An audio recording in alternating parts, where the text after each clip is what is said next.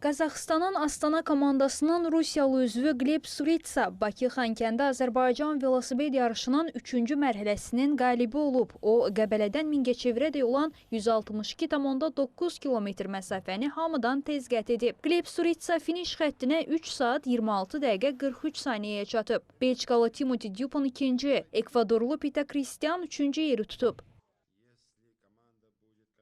Üçüncü mərhələdə qalib gəldiyim üçün emosiyalarımız yaxşıdır.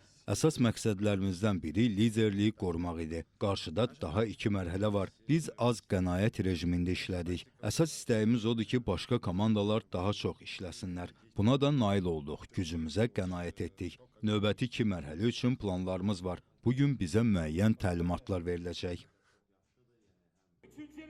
Xatırladaq ki, Beynəlxalq Velosipedçilər İttifaqının 2.1 kateqoriyalı yarışında dünyanın 20 ölkəsini təmsil edən 24 komanda mübarizə aparır. 5 mərhələdən ibarət turnirin son mərhələsi Xankəndi şəhərində reallaşacaq. Bakı-Xankəndi Azərbaycan velosiped yarışına mayın 14-də yekun vurulacaq.